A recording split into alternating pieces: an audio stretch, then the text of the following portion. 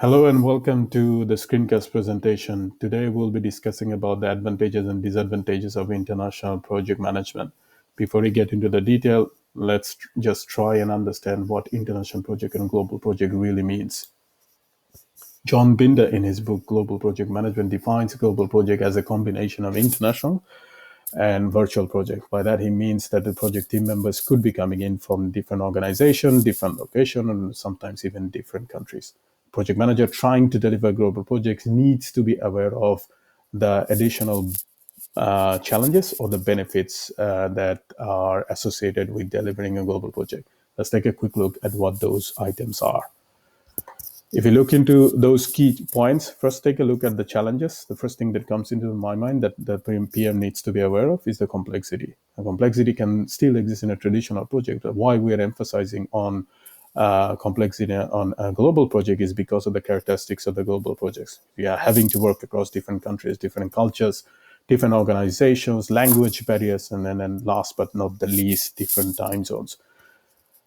We've also been introduced to the concept of vessel analysis, which takes a look at the challenges of global projects in terms of political, economical, and financial, social, technological, legal, and environmental.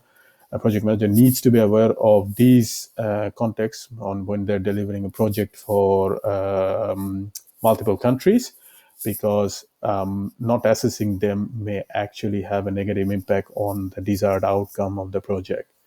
Even with those challenges, more and more companies are investing on global projects spanning across multiple countries. Why they are doing that? Because the advantages far outweighs those challenges. What are these advantages? You have access to global competence. Resources sitting in one country can actually deliver projects in another. You have access to reduce labor costs. Your workforce can actually be operating out of a low-cost center from a developing country, making you competitive against your competitor. You can reduce your financial risk by investing on projects that span across multiple countries, whereby you advance your revenue streams, even if your current project in a specific country gets to a saturation point.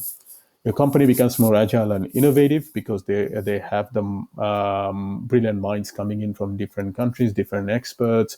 They bring their diverse background into it, their knowledge and know-how, making a company more adaptable to certain situations. With these in mind, let's take a quick look at some of the resources that can help you become a better global project manager. One of the things that fundamentally we need to look at is the Agile Practice Guide. More and more projects are being delivered in the Agile way. So this is the practice guide that we need to follow that's being developed by PMI and Agile Alliance. Two magazines from PM Network published to showcase global projects and global individuals that we can follow and learn from them. And of course, Paradigm Shift, similar magazine, but with a contest of Australian projects, because it's being prepared by Australian Institute of Project Management.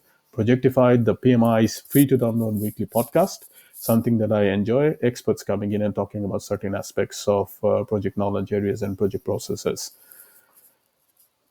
Okay, with the help of these additional resources, we can also take a look at certain leaders and individuals to follow to help us with our global project delivery. Christoph Duby, Marcus Rashford, consecutive executive director of the Olympic Games. What better example of a project, international project than the Olympics? Marcus Rashford using his global outreach to end child poverty. Dr. Tasnim Zara using the social network know-how to reduce misconception about vaccine and busting myths about health in general. Founder of Atlassian, Mike Cannon Brooks, working with governments to solve energy and technological challenges. Boria Kemal, CEO, helping reduce net zero emissions. Now, with that in mind, we come to a conclusion where we try to talk about our projects, global projects in general. Studies have shown project managers who've delivered across multiple countries and global projects are far more aware in terms of all the knowledge areas of the project compared to the traditional one. So let's jump onto the bandwagon, try and understand the method of processes and use these to our benefit. Thank you for listening.